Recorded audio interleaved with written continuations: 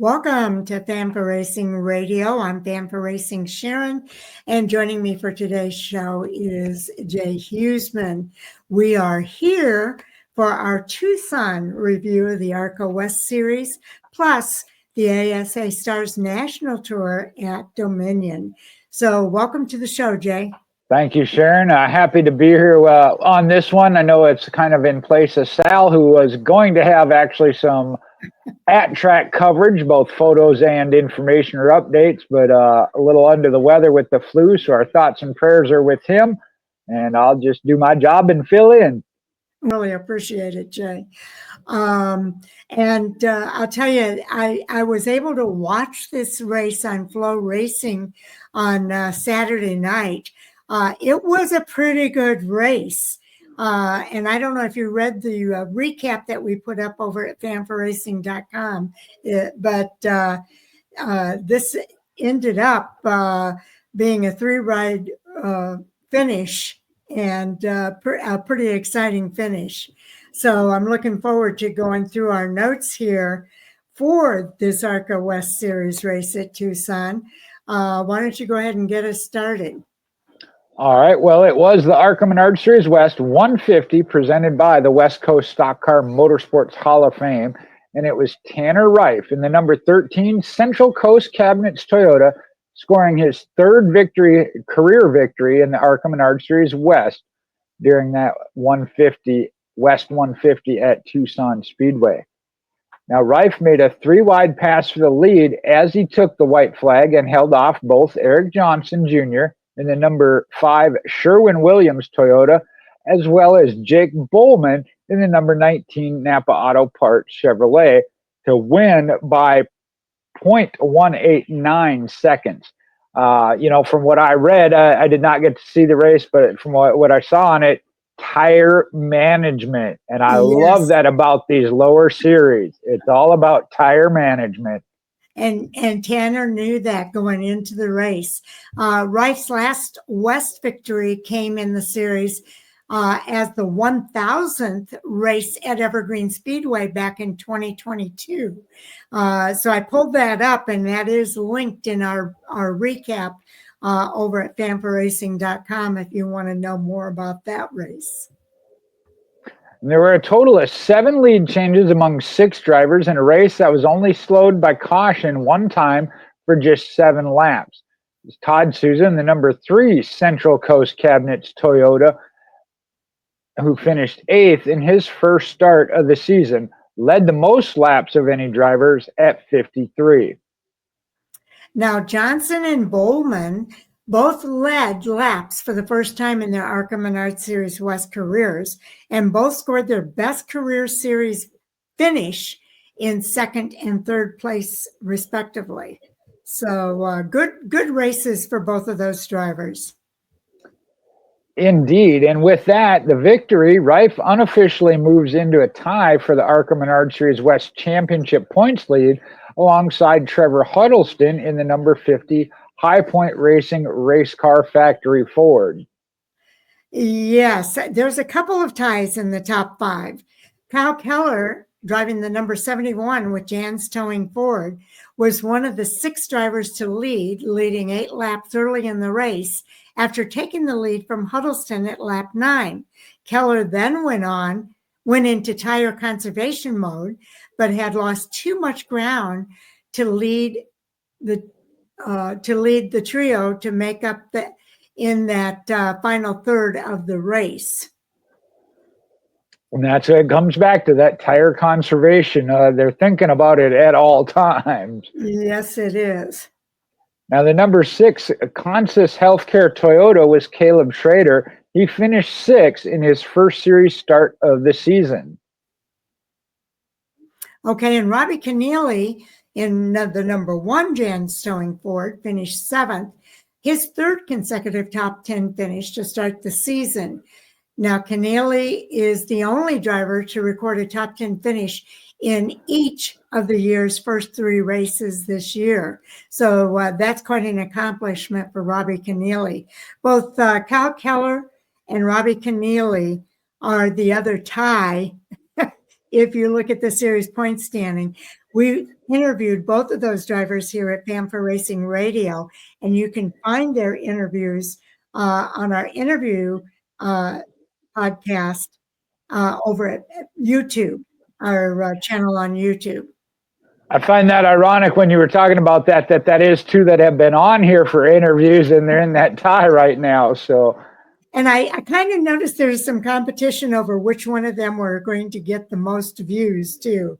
They were driving traffic to those interviews, and I could see them going up and down. So I think they're pretty competitive with each other. That's funny of seeing which one. That's funny. I could be wrong, but that's what it looked like to me. All right. Hopefully, maybe we get to talk to one or both of them again throughout the season here, and find out. Now, Strike Mambas Racing's two drivers both finished in the top 10. You had Blake Lothian in the number 51 Texas Lawbook Chevrolet, came home 9th, and Cody Dennison in the number 72 Timecash Chevrolet finished 10th. Okay, now the next race for the ARCA Menards Series West is at Colorado National Speedway. We're going to have to wait a month or so for it to happen. It'll be on Saturday, May the 24th. The race will be streamed live on Flow Racing. Complete information, including the start time, live timing, and scoring for all on-track activity will also be available at arcaracing.com. They offer up-to-the-minute updates, and you can also follow them on X, formerly known as Twitter. So do you want to go over the points, Jay? I certainly will, and you mentioned it, and this is where I get excited for these series. We've seen this in the past with the West Series especially. Right now, after 3 races in the West Series, Tanner Reif, Trevor Huddleston tied at 120 points. They both have one victory apiece. Average start for Reif is 2.3 with an average finish of 5.7, whereas Huddleston has a 3.0 start and a 6.0 finish. Eric Johnson Jr. now in 3rd place, only 5 points back, 115. And then we get into that other tie Sharon was talking about, Kyle Keller and Robbie Keneally tied at 112. Then 6th place, Cody Dennison is at 98. There's a little bit of a gap there, 14 points back. Another 3 points back there, though. You have Blake Lothian. David Smith, the other one to have all three starts in 8th place, is at 81 points. Now, Jake Bowman did pick up some positions and moved into the 9th spot after only 2 starts, but such a good run, and he's got 63 points. And there's a tie with Adrian Ferrer with 2 starts, also has 63 points. Okay, so it's really tight in that top 5, and it's going to be fun to see what happens as their season continues, Jay, because if you look at Robbie Keneally and Kyle Keller and their tie, they both have the 3 races under their belt. Well, you talk about the competitiveness of it. Keller has the advantage 2-1 on top 5s, but Keneally has the advantage top 10, 3-2. Their average finish 7.0 to 6.7. I mean, they're almost identical. The only real advantage I see there, that if one of them wanted to wave the flag, would be Kyle Keller has led 8 laps, whereas Keneally hasn't led any yet. Okay. So that would be part of the difference there. So a really tight battle there, though, in that top 5. And you mentioned it there. They're tied at 112, 8 points to the leaders. They're tied for 4th and 5th, only 8 points up. And there you have the tie. And then, like I said, Eric Johnson in the middle. Cody Dennison a little bit further back, but certainly not out of it by any means. We'll have to wait, as you said, to Colorado. And that's great to see. I love the fact that the ARCA Menards Series West gets into Colorado. We used to see the Xfinity Series there out at Pikes Peak. So I like to see the fact that Colorado has some NASCAR racing out there. Yes, indeed. Now we want to also, anything else you want to talk about as it relates to the ARCA Menards Series? Let's see, you got the results from Tucson. You can check out the full results. Although they weren't from Sal, there were still some others out there taking photos. You can check those out. And then the Reese's sweet move of the race, obviously that went to Tanner Reif's late move to make the victory pass on the white flag. I don't know how you can argue that. You can't, especially if you watch the entire race. Now, I will tell you the next race for the ARCA Menards Series East is coming up on the 19th. That's a Saturday at Rockingham Speedway. So they're going to be on the national stage there, but the race is going to be on Flow Racing. So that will be at 1:30 p.m. Eastern. The next race for the ARCA Menards Series, we heard our guest Patrick Staropoli talk about this. He's going to be racing at Talladega Super Speedway on April the 26th with the ARCA Menards Series. That race starts at 12:30 p.m. Eastern Time, and it will be broadcast on Fox Sports 1, as well as MRN and Sirius XM NASCAR Radio. So there's another 3 ARCA East races and 1, 2, 3 ARCA Menards Series races that will happen before the ARCA West is back on track. So they're going to be off for a little bit. Well, and again, at least we get a feel. I know to watch that points battle play out, we're going to have to wait a little bit longer. But the East Series and the ARCA Menards Series main series filling that gap in between. Yes, indeed.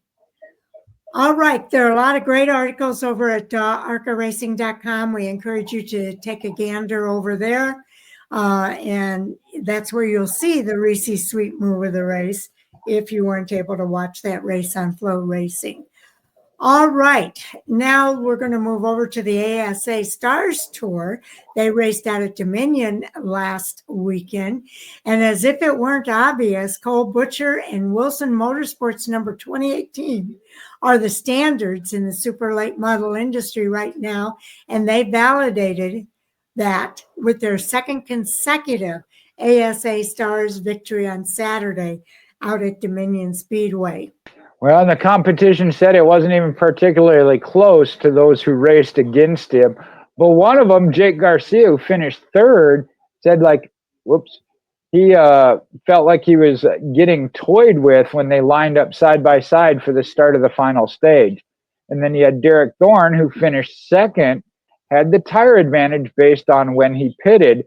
Not that it mattered, though, on that 9-year-old racing surface. Or on the pure race pace anyway. So again, a strong performance, just outright beat him by Cole Butcher. Okay, and it's its crew chief, Bon Suss, delivered an impeccable car, executed their strategy, and Butcher made the passes when he needed to on a tricky one-lane track. So Thorne didn't have anything to say, even having the freshest tires.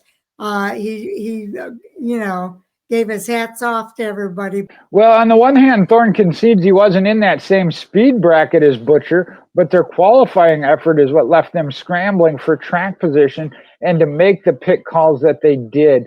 Heard some other interviews about that, that to be better on Sunday, you got to work on Saturday because that's where it starts, and where you start your day makes it that much harder on you.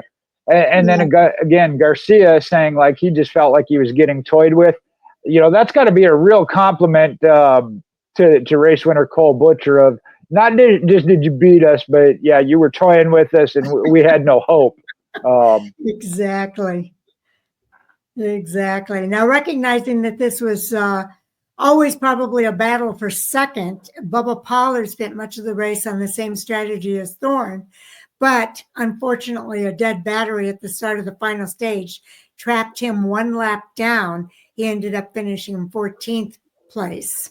Now, driving in the same Wilson Motorsports equipment, Gavin Bushell entered the race as a 1-point championship leader over Butcher, but also had a chance to contend cut short due to a flat right front tire. He ended up finishing 15th. And Michelle now has a handicap to make up on Butcher in the championship battle now, too. So it's going to get competitive, to say the least. That finishing order, I think we covered most of it, but Cole Butcher, Derek Thorne, Jake Garcia, your top three drivers.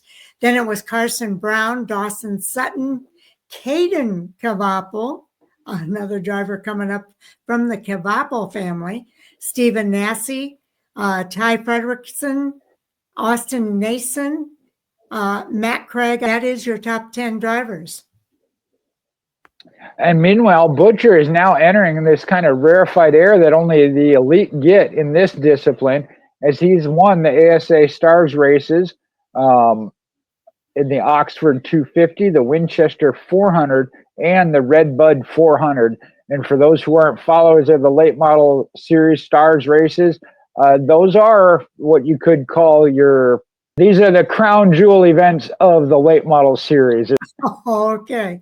Now, just so you know, you don't often get to watch these races unless you subscribe to Track TV or some of the other Float Racing, Racing America. It will, that Sunshine 200 that they raced a few weeks ago at Five Flag Speedway, that's going to be on MAV TV tonight, and fans will be able to watch at 8 o'clock that race, the Sunshine 200 out of Five Flag Speedway. So check that out. And I can tell you that when you watch one from Five Flag Speedway especially, you get that itch to want to go visit that track, and you definitely want to scratch it off your bucket list sometime. Yes, indeed. Yes, indeed. Well, congratulations to Cole Butcher. Congratulations to Tanner Reif. I know he was elated after winning that race. And we'll have to, he's been on our show before. We'll have to see if we can't get him back again to talk about the emotions that he went through. He definitely used slow is faster as a strategy on Saturday night, because he kind of, I'm not necessarily a fan of this, but he kind of did that tire conservation, took care of his tires, rode at the back of the pack, and made his moves strategically to put himself right up at the front and racing for a three-wide finish at the end. Well, and these races, and just like the late models, and we see that even when the drivers get to the Cup Series, that is an important part of racing. And talking about that, coming up next week at Bristol, Darlington is another one. That one is you do have to manage it if you don't get the cautions. We saw that, and I know we'll get into the Cup Series here in a little bit in another video, but that's an important technique. And I'll tell you what, when it came to the ARCA Menards Series East and West, I go back to when I first started covering races for you, Sharon, here at Fan for Racing, and I got to go to Memphis. And that was when Todd Gilliland was trying to run and win both series. Harrison Burton was another one. I mean, they were masters at it. So that comes into play. Yes. And you saw that at Darlington, that they know how to save their tires. Exactly. Okay. Now, do watch for more coming soon. As Jay mentioned, our next video is going to be the NASCAR Cup Series at Darlington and our review of that race. We also have Hot Topic Sound Off tonight at 9 p.m. Central Time, 10 p.m. Eastern, 7 p.m. Pacific Time. And Chris Crichton will join us as we talk about the hottest topics from NASCAR this past week. So it's been a week since we've been on, and we've got a lot to talk about yet tonight. So some of them will be follow-up topics, I'm sure. That's right, Chris. And Sharon likes to kind of stay neutral in the middle, although she has her moments. She got a little fired up a couple weeks ago. So join us here on Fan for Racing Hot Topics. It's good time. Okay. And we also want to tell you how much we appreciate everybody taking the time to tune in. We appreciate you taking your time to hear what we have to say. We enjoy doing these videos, And we hope you enjoy them as much as we enjoy doing them. So with that, Jay, I think I'll say stay tuned for more, and we'll see you in the next video. Good deal.